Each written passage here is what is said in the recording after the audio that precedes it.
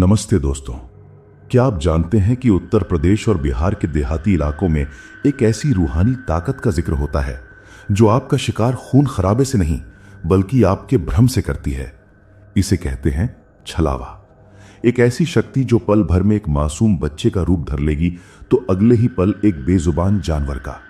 आज की ये कहानी किसी सुनी सुनाई बात पर नहीं बल्कि उन गवाहों के बयानों पर आधारित है जिन्होंने उस काली रात का सामना किया था। अपनी कुर्सी थाम लीजिए और लाइटें बंद कर दीजिए, क्योंकि हो सकता है कि आपके पीछे खड़ा साया सिर्फ एक साया ना हो। यह कहानी है राघव की। राघव दिल्ली में एक अच्छी नौकरी करता था, लेकिन उसका दिल हमेशा अपने गांव की गलियों में बसता था। करीब 2 साल बाद वो अपने चचेरे भाई की शादी में शामिल होने के लिए बिहार के छपरा जिले के एक दूर दराज गांव जा रहा था। ट्रेन लेट हो गई थी और जब वो स्टेशन उतरा तो रात के 11 बज रहे थे। स्टेशन से उसका गांव करीब 15 किलोमीटर दूर था। कोई सवारी नहीं मिल रही थी। आखिरकार एक पुराने परिचित ने उसे अपनी पुरानी मोटरसाइकिल उधार दी। राघव ने सोचा 15 किलोमीटर ही तो है, आधे घंटे में पहुंच जाऊंगा। उसे क्या पता था कि वो आधा घंटा उसकी जिंदगी का सबसे लंबा समय बनने वाला था। सड़क के दोनों ओर ऊंचे ऊंचे गन्ने के खेत थे। सर्दियों की शुरुआत थी, इसलिए हल्का कोहरा भी छाने लगा था। बाइक की हेडलाइट की पीली रोशनी उस अंधेरे को चीरने की नाकाम कोशिश कर रही थी। करीब 5 किलोमीटर चलने के बाद राघव को अचानक सड़क के किनारे एक छोटी सी आकृति दिखाई दी। उसने ब्रेक मारे, धूल का गुबार उड़ा और रोशनी एक छोटे बच्चे पर थमी। वो बच्चा करीब 6-7 साल का रहा होगा, जो घने कोहरे के बीच सिर्फ एक पतली सी शर्ट पहने सड़क किनारे बैठा रो रहा था। राघव का दिल पसीज गया। उसने बाइक रोकी और पास जाकर पूछा, बाबू, तुम यहां इतनी रात को क्या कर रहे हो? तुम्हारे मम्मी पापा कहां हैं? बच्चे ने चेहरा ऊपर उठाया। उसकी आंखें लाल थीं, शायद रोने की वजह से। उसने सिसकते हुए कहा, साहब, मेरी बकरी खो गई है। मां ने बोला है कि बिना बकरी के घर मत आना, वरना वो बहुत मारेंगी। राघव ने आसपास देखा। चारों तरफ सन्नाटा था। उसने सोचा इस छोटे बच्चे को यहां अकेला छोड़ना ठीक नहीं होगा। उसने कहा, चलो मेरे साथ बैठो, मैं तुम्हें तुम्हारे घर छोड़ देता हूं। कहां है तुम्हारा घर? बच्चे ने उंगली से खेतों की ओर जाने वाली एक पतली पगडंडी की तरफ इशारा किया। बस थोड़ी दूर आगे साहब। राघव ने बच्चे को बाइक के पीछे बिठा लिया। जैसे ही बाइक आगे बढ़ी, राघव को एक अजीब सी बेचैनी महसूस होने लगी।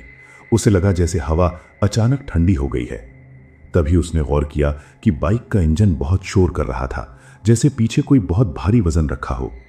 उसने मन में सोचा, यह छोटा सा बच्चा इतना भारी कैसे हो सकता है, जैसे पीछे 2 वयस्क आदमी बैठे हों। उसने पीछे मुड़कर देखने की कोशिश की, लेकिन बाइक को संभालना मुश्किल हो रहा था। उसने बच्चे से बात करने की कोशिश की, बेटा, तुम्हारा नाम क्या है? पीछे से कोई जवाब नहीं आया, बस एक अजीब सी घुरघुराहट की आवाज सुनाई दी। राघव ने फिर पूछा, बेटा, सुनाई दे रहा है? इस बार एक भारी फटी हुई आवाज आई, बस थोड़ा और आगे। राघव के रोंगटे खड़े हो गए। वो आवाज उस बच्चे की नहीं लग रही थी। वो आवाज ऐसी थी जैसे कोई बूढ़ा आदमी गहरी खाई से बोल रहा हो। उसने मिरर में देखने की कोशिश की, लेकिन मिरर में उसे बच्चे का चेहरा नहीं बल्कि अंधेरा दिखाई दिया। अचानक उसे महसूस हुआ कि पीछे बैठा बच्चा उसके कंधों पर हाथ रख रहा है, लेकिन वो हाथ छोटे नहीं थे। वे उंगलियां लंबी थीं और नाखून राघव की गर्दन में चुभ रहे थे। राघव ने हिम्मत जुटाई और तेजी से बाइक को सड़क के किनारे खड़ा कर दिया और पीछे मुड़ा। वहां कोई बच्चा नहीं था। बाइक की पिछली सीट खाली थी। राघव का गला सूख गया। उसने चारों तरफ देखा। तभी उसने देखा कि सड़क से करीब 20 फीट दूर एक सफेद बकरी खड़ी उसे घूर रही थी। उस बकरी की आंखें सामान्य नहीं थीं, वे अंधेरे में टॉर्च की तरह चमक रही थीं। राघव ने कांपते हाथों से बाइक स्टार्ट की और वहां से भागा। उसने सोचा कि शायद ये उसका वहम था या कोहरे का खेल, लेकिन असली दहशत तो अभी शुरू होनी थी। वो बाइक चलाता रहा 10 मिनट, 20 मिनट, आधा घंटा, लेकिन गांव नहीं आया। उसे वही रास्ता, वही पुलिया और वही साइन बोर्ड बार बार दिखाई दे रहे थे। वो एक ही रास्ते पर गोल गोल घूम रहा था। तभी उसे एहसास हुआ कि सड़क के किनारे वही सफेद बकरी फिर से सड़क किनारे खड़ी है, लेकिन इस बार वो बकरी 2 पैरों पर खड़ी होने की कोशिश कर रही थी। उसका शरीर धीरे धीरे लंबा हो रहा था।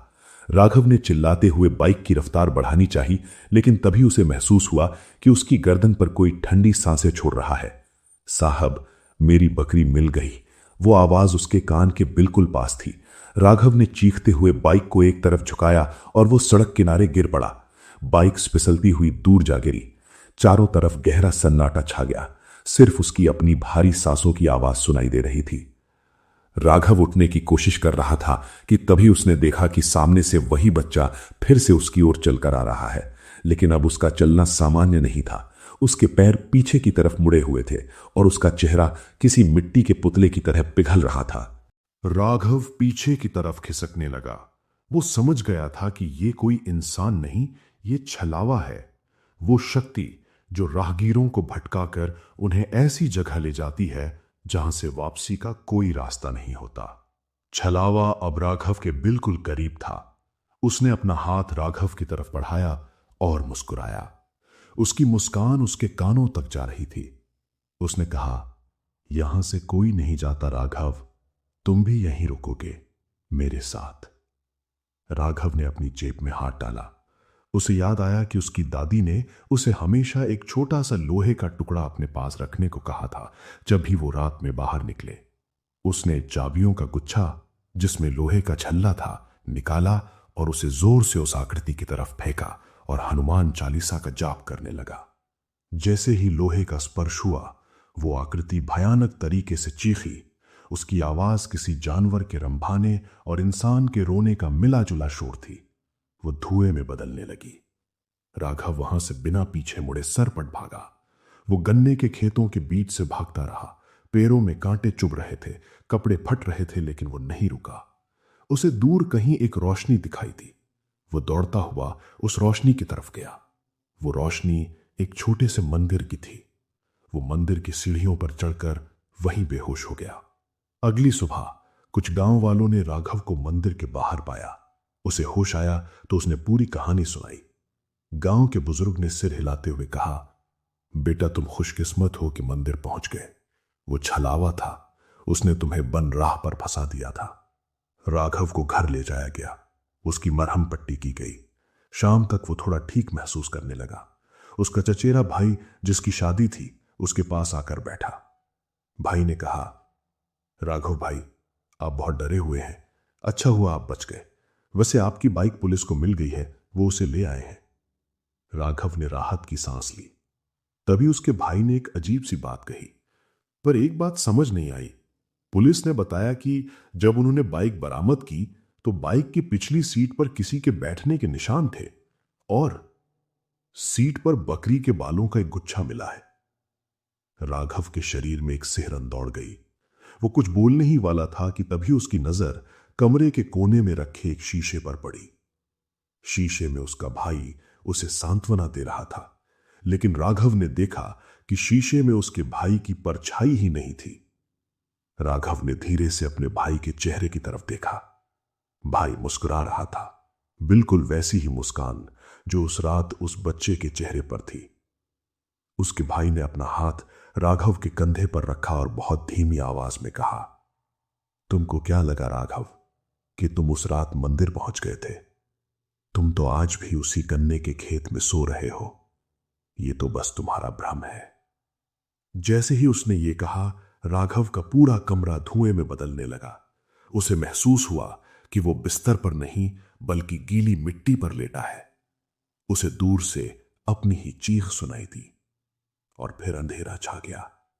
कहते हैं छलावा कभी आपको मारता नहीं, वो बस आपको आपकी ही दिमाग के एक ऐसे अंधेरे कोने में कैद कर देता है जहां से आप कभी बाहर नहीं निकल पाते। राघव का क्या हुआ कोई नहीं जानता, लेकिन उस सड़क पर आज भी लोगों को एक बच्चा और एक बकरी दिखाई देते हैं। अगर आप कभी उस तरफ जाएं तो याद रखिएगा, किसी की मदद करने से पहले एक बार उसकी परछाई जरूर देख लेना।